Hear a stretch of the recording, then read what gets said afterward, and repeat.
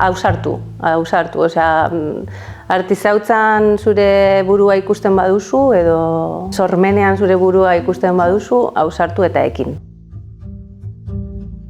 Pasaden urtean edo aurrekoan ezagutu nuen hemen Orozkoko proiektu berri bat, El Lirón Gris deitzen dena, Eli Perezena.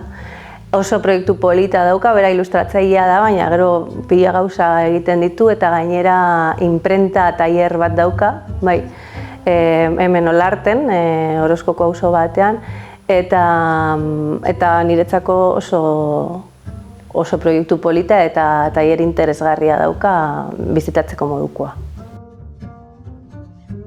Bai, honetan pentsatu dut Aida Aizan.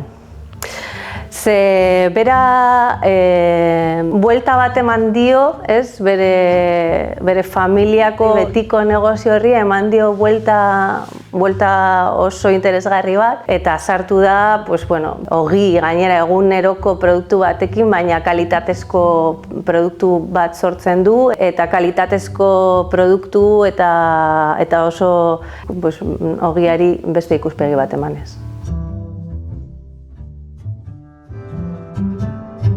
Sare sozialetan ezagutu nuen Extremadurako neska bat, ilustratzailea dena, baina ilustratzen du, bidaietan ilustratzen du.